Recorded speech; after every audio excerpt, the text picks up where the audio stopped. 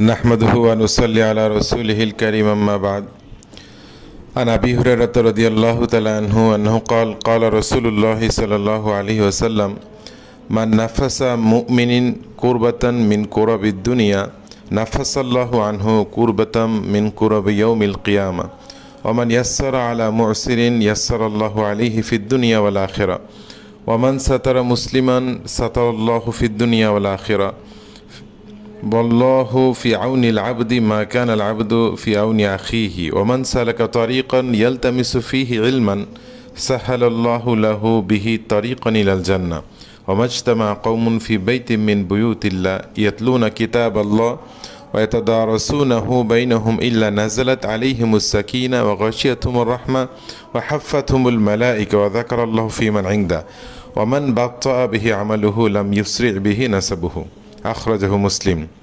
হযরত আবু হুরায়রা রাদিয়াল্লাহু তাআলা আনহু থেকে বর্ণিত, রাসূলুল্লাহ সাল্লাল্লাহু আলাইহি সাল্লাম ইরশাদ করেন, যে ব্যক্তি কোনো মুমিনের দুনিয়া থেকে কোনো একটি বিপদ সরিয়ে দিবে, কোনো একটি বিপদ মুমিন থেকে হটিয়ে দিবে, আল্লাহ তাআলা কিয়ামতের ময়দানে বিশাল বড় বিপদ থেকে তাকে রক্ষা করবেন। যে ব্যক্তি কোনো অসহায় ব্যক্তিকে সুযোগ দিবে, আল্লাহ তাআলা তাকে দুনিয়াতে এবং আখেরাতে সুযোগ দিবেন। যে ব্যক্তি কোনো মুসলমান ভাইয়ের দোষ গোপন রাখবে, আল্লাহ তাআলা তার দুনিয়া এবং আখেরাতে তার দোষসমূহ গোপন রাখবেন। এবং বান্দা যতক্ষণ পর্যন্ত কোনো মুসলমান ভাইয়ের সাহায্য করে ততক্ষণ পর্যন্ত আল্লাহ তাআলাও তার সাহায্যে থাকেন। যখন কোনো বান্দা কোনো এলেম অন্বেষণের জন্য কোনো পথ বাছাই করে, তখন আল্লাহ তাআলা তার জন্য জান্নাতের রাস্তাকে সহজ করে দেন। যখনই কিছু মানুষ তারা আল্লাহ তাআলার ঘরসমূহের মধ্যে থেকে কোনো ঘরে আল্লাহ তাআলার কিতাব তেলাওয়াত করে এবং তারা পড়াশোনা করে বা তারা বোঝার চেষ্টা করে, তখনই তাদের উপরে এক প্রকার বিশেষ রহমত নাজিল হয়।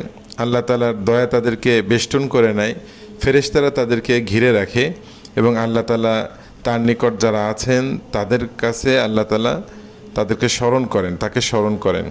যে ব্যক্তির আমল তাকে পিছনে ফেলে দেয়, তার বংশ কখনো তাকে সামনে নিতে পারে না। মুসলিম শরীফ থেকে হাদিসটা নেওয়া হয়েছে, 7028 নম্বর হাদিস। এখানে 1 নম্বরের কথা যেটা রাসূল করিম সাল্লাল্লাহু আলাইহি সাল্লাম বললেন, যে যখন কোনো বান্দা তার দুনিয়াবি কোনো বিপদ কোনো বান্দা থেকে সরিয়ে দেয়, বান্দাকে বিপদ থেকে উদ্ধার করে, আল্লাহ তাআলা কিয়ামতের ময়দানে মহা বিপদ থেকে তাকে উদ্ধার করবে। এই জন্য সবসময় মুমিনের যেটা চেষ্টা থাকবে, সে অন্য কোনো মুমিনের বিপদ সরানোর চেষ্টা করবে, সবসময় মুমিনকে সাহায্য করার চেষ্টা করবে। এরপরে 2 নম্বর যে বিষয়টা আল্লাহ রাসূল বলছেন, যে কোনো অসহায় ব্যক্তিকে, দুর্বল ব্যক্তিকে এবং কোনো নিঃস্ব ব্যক্তিকে যে ব্যক্তি সুযোগ দিবে তাকে সহজ করবে। যেমন তার কাছে কোনো পণ্য বিক্রি করে সে টাকা দিতে পারলো না, 1 মাসের জায়গায় আর 1 মাস সুযোগ দিল, 5 দিনের জায়গায় 10 দিন সুযোগ দিল। এমনিভাবে কেউ কাউকে টাকা ঋণ দিল, তার টাকা মাফ করে দিল অথবা মেয়াদকে আরও বাড়িয়ে দিল, তো আল্লাহ তাআলা তার দুনিয়া এবং আখেরাতে আল্লাহ তাআলা তার জন্য সব কিছু হিসাব নিকাশ সহজ করে দিবেন। আর যে ব্যক্তি, এর পরের প্রসঙ্গ যেটা আল্লাহ রাসূল বলেন, যে ব্যক্তি কোনো মুসলমান ভাইয়ের দোষ ত্রুটি গোপন রাখবে, আল্লাহ তাআলা তার দুনিয়া আখেরাতের সব দোষ ত্রুটি গোপন রাখবেন। যে ব্যক্তি মুসলমান ভাইয়ের দোষ ত্রুটি বলে বেড়ায় না, যথাসম্ভব গোপন রাখার চেষ্টা করে, কিয়ামতের ময়দানে তার কত দোষ ত্রুটি থাকবে, সব দোষগুলো আল্লাহ তাআলা গোপন রাখবেন। আর বান্দা যখনই অন্য কোনো বান্দার সাহায্য করতে থাকে, আল্লাহ তাআলা তার সাহায্যে ততক্ষণ নিযুক্ত থাকেন। বান্দা যতক্ষণ অন্য বান্দা মুসলমান ভাইকে সাহায্য করবে, আল্লাহও তাকে সাহায্য করতে থাকবেন। আর যখনই কোনো এলেম অন্বেষণের কোনো রাস্তা খোঁজা হয়, কোনো ব্যক্তি কোনো এলেমের কোনো মাসলা, কোনো হাদিস, কোনো কোরআনের আয়াতের ব্যাখ্যা জানার চেষ্টা করে, এর জন্য যখনই সে কোনো রাস্তা অবলম্বন করে, কোনো পদ্ধতি অবলম্বন করে, আল্লাহ তাআলা তার জন্য জান্নাতের রাস্তাকে সহজ করে দেন। আর যখনই আল্লাহ তাআলার কোনো কথা, যখন কিছু মানুষ আল্লাহর কালাম তেলাওয়াত করে বা শুনে এবং এগুলোর আলোচনা এক জায়গায় একত্রিত হয়ে শুনে, তাদেরকে আল্লাহ তাআলার রহমত ঘিরে নেয়, আল্লাহ তাআলার সাকিনা তাদের উপর নাজিল হয় এবং ফেরেশতারা ঘিরে ফেরে। আল্লাহ তাআলা তাদের নিকট থাকা ফেরেশতাদের নিকট কাছে আল্লাহ তাআলা গর্ব করেন এই মানুষদেরকে নিয়ে।